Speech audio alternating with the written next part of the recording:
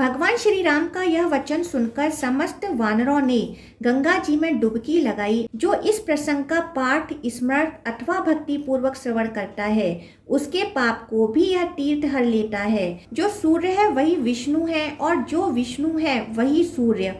जो ब्रह्मा है वही रुद्र है, जो रुद्र है वही सब कुछ है। शंकर शिव भोले उमापति महादेव। ओम नमो भगवते वासुदेवाय। ओम नमः शिवाय। हर हर महादेव।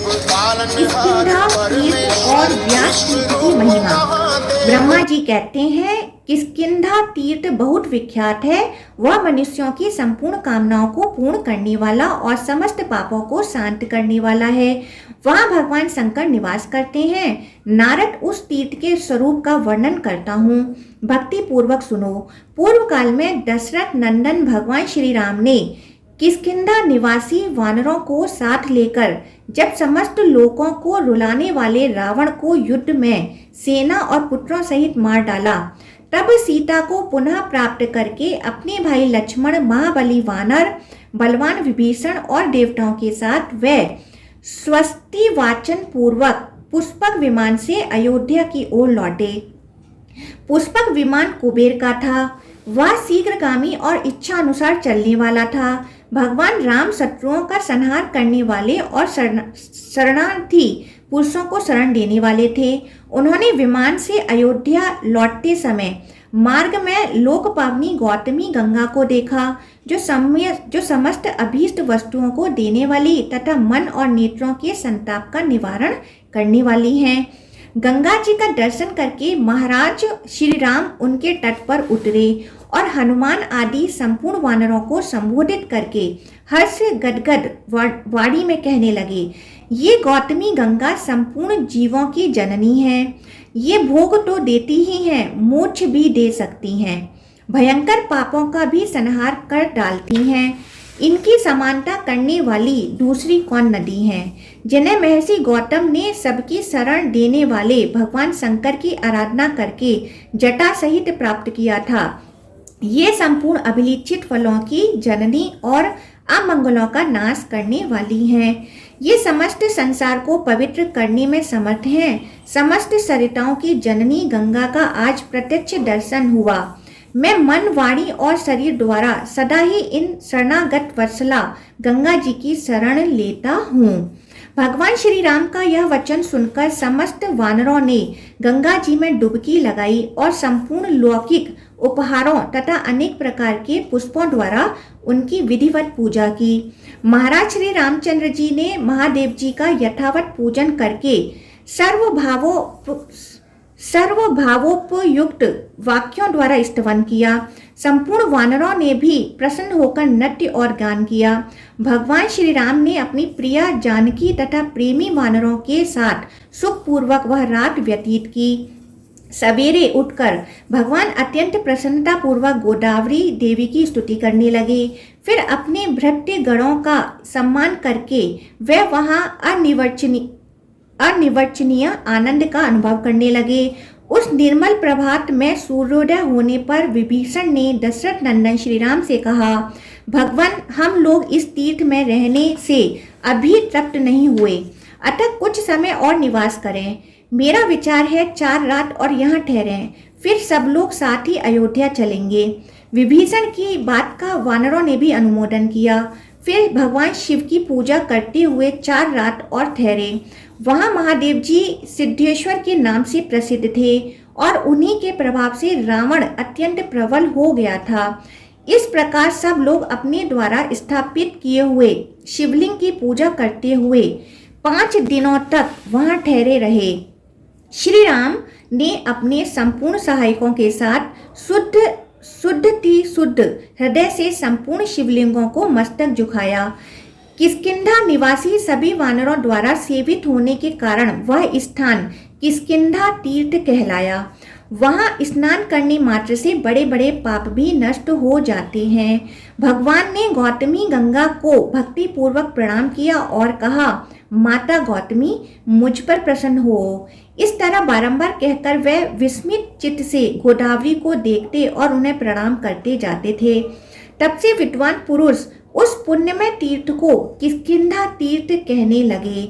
जो इस प्रसंग का पाठ, स्मरण अथवा भक्ति पूर्वक श्रवण करता है उसके पाप को भी यह तीर्थ हर लेता है। फिर जो लोग वहां स्नान और दान करते हैं उनके लिए तो कहना ही क्या है। उसके बाद व्यास तीर्थ और प्राच्यतस तीर्थ है, उनका महात्मा बतलाता हूँ, सुनो। मेरे 10 मानस पुत्र हुए जो जगत की सृष्टि करने वाले थे। वह पृथ्वी का अंत कहाँ है इस बात का पता लगाने के लिए चले गए। तब मैंने पुनः अन्य पुत्रों को उत्पन्न किया, किंतु वे भी अपने भाइयों की खोज करने के लिए चले गए। जो पहले के गए थे वे तो गए ही थे, ये भी लौटकर नहीं आए। उस समय परम बुद्धिमान दिव्य अंगिरस नामक मुनि उत्पन्न हुए, जो वेदांगों के तत्व को जानने वाले और संपूर्ण शस्त्रों में प्रवीण थे। वे अंगिरा की आज्ञा से पिता को नमस्कार करके तपस्या के लिए उद्धत हुए। गुरुजनों में गौरव की दृष्टि से माता का स्थान सबसे ऊंचा है, तो भी माता से बिना पूछे ही अंगिरसों ने तपस्या करने का निश्चय कर लिया। इससे कुपित होकर माता ने अपने पुत्रों को शाप दिया, जो पुत्र मेरी अवहेलना करके तपस्या में प्रवृत्त हुए हैं उन्हें किसी प्रकार सिद्धि नहीं प्राप्त होगी। अंगिरसों ने अनेकों देशों में जाकर तपस्या की, किंतु उन्हें कहीं भी सिद्धि न मिली। वह सब इधर उधर दौड़ते रहे, परंतु सभी स्थानों में कोई न कोई विघ्न आ जाता था। कहीं राक्षसों से, कहीं मनुष्यों से, कहीं युवती स्त्रियों से और कहीं अपने शरीर के ही दोष से तपस्या में विघ्न पड़ जाता था।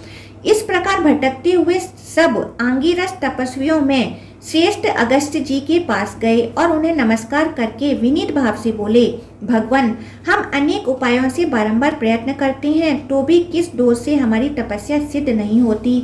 आप तपस्या में सबसे बड़े चढ़े हैं, अतः कोई उपाय हो तो बताएं। ब्राह्मण, आप ज्ञानियों में भी ज्ञानी, वक्ताओं में भी श्रेष्ठ वक्ता, संयमी पुरुषों में भी सबसे अधिक शांत, दयावान, प्रियकारी, क्रोध शून्य तथा द्वेष से रहित हैं। अतः हमने जो पूछा है उसे बताइए। जो अहंकारी, दयाहीन, गुरु सेवा रहित, असत्यवादी और क्रूर है, वे तत्व को नहीं जानते। अगस्त्य ने थोड़ी देर तक ध्यान किया, उसके बाद उन सब लोगों से धीरे धीरे कहा, आप लोग शांत चित्त महात्मा हैं। ब्रह्मा जी ने आपको प्रजापति बनाया है। अब तक आप लोगों की तपस्या पूर्ण नहीं हुई, इसमें कोई ना कोई कारण अवश्य है। आप लोग उस कारण का स्मरण करें। ब्रह्मा जी ने पहले जिन मानस पुत्रों को उत्पन्न किया था वे चले गए और बहुत सुखी हुए, परंतु जो उनकी खोज में गए वे ही फिर अंगिरस हुए हैं। वे ही आप लोग हैं जो समय पाकर इस रूप में आए हैं। आप धीरे धीरे प्रयत्न करते रहें, जो प्रजापति से भी बढ़ चढ़कर हो जाएंगे, इसमें तनिक भी संदेह नहीं है। यहाँ से तपस्या करने के लिए आप तिरुभुवन पावनी गंगा के तट पर जाएं। संसार में शिव वल्लभा गंगा के सिवा दूसरा कोई सिद्धि का उपाय नहीं है। वहाँ पावन प्रदेश में आश्रम के भीतर ज्ञानद गुरु की पूजा करें, वे आप लोगों के सब संशय का निवारण करेंगे। तब अंगिरसों ने महर्षि अगस्त्य से पूछा, ज्ञानद किसको कहते हैं? ब्रह्मा, विष्णु, महेश, आदित्य, चंद्रमा, अग्नि और वरुण, इनमें से कौन ज्ञानद है? अगस्त्य जी ने फिर कहा, ज्ञानद का स्वरूप बतलाता हूँ, सुनो। जो जल है वही अग्नि है, जो अग्नि है वही सूर्य कहलाता है, जो सूर्य है वही विष्णु है, और जो विष्णु है वही सूर्य। जो ब्रह्मा है वही रुद्र है, जो रुद्र है वही सब कुछ है। इस प्रकार जिसको एक की सर्वरूपता का ज्ञान हो उसी को ज्ञानद कहते हैं। दैसिक, प्रेरक, व्याख्याकार, उपाध्याय और शरीर का जनक आदि बहुत से गुरु हैं, किंतु उनमें जो ज्ञानदाता गुरु है वह सबसे बड़ा है। यहाँ उस ज्ञान की बातें कही गई हैं जिससे भेद बुद्धि का नाश हो। एकमात्र अद्वितीय शिव ही सब कुछ हैं। विद्वान ब्राह्मण उन्हीं का इंद्र, मित्र और अग्नि आदि अनेक नामों से वर्णित करते हैं। अनेक नाम और अनेक रूपों में जो भगवान के तत्व का वर्णन किया जाता है वह अज्ञानी जनों का उपकार करने के लिए है। मुनि का यह वचन सुनकर वे गाथा गान करते हुए वहां से चले गए। उनमें से 5 तो उत्तर गंगा के तट पर गए और 5 दक्षिण गंगा के। वहां महर्षि अगस्त्य के बताए हुए देवताओं की विधि पूर्वक पूजा करने लगे। विशेषतः आसनों पर बैठकर वे तत्व का विचार किया करते थे। इससे उनके ऊपर समस्त देवता प्रसन्न हुए और बोले, विश्व योनि ब्रह्मा जी ने युग के आदि में जो सृष्टा के पद की कल्पना की थी, वह इसलिए की कि अधर्मों की निवृत्ति हो, वेदों की स्थापना हो, संपूर्ण लोकों का उपकार हो, धर्म अर्थ और काम की सिद्धि हो तथा पुराण स्मृति वेद और धर्मशास्त्रों के अर्थ का ठीक ठीक निश्चय हो। इसके अनुसार तुम सब लोगों को जगत सृष्टा का पद प्राप्त होगा। तुम सब उस पद के अनुरूप होगे। नारद वे क्रमशः धीरे धीरे प्रजापति होंगे। जब अधर्म बढ़ेगा, वेदों का पराभव होगा और उन पर संकट आएगा, उस समय वेदों का उद्धार करने के लिए वे भावी व्यास होंगे। गंगा का उत्तम तट ही उनकी तपस्या का उत्तम स्थान होगा और वहाँ शिव, विष्णु, मैं, सूर्य, अग्नि और जल ये सब उपस्थित रहेंगे। इनसे बढ़कर पवित्र और इनसे श्रेष्ठ कहीं कुछ भी नहीं है। केवल परब्रह्मा ही इन सबके आकारों में प्रकट हुआ है। सर्वस्वरूप शिव जो व्यापक तथा संपूर्ण भाव पदार्थों का रूप धारण करने वाले हैं, समस्त प्राणियों पर कृपा करने के लिए उस तीर्थ में विशेष रूप से रहते हैं। उनके साथ संपूर्ण देवता भी निवास करते हैं। भगवान शिव सब पर अनुग्रह करने वाले हैं। वे अंगिरस, धर्मव्यास और वेदव्यास के नाम से प्रसिद्ध होंगे। उनका तीर्थ भी व्यास तीर्थ के नाम से ही तीनों लोकों में विख्यात है।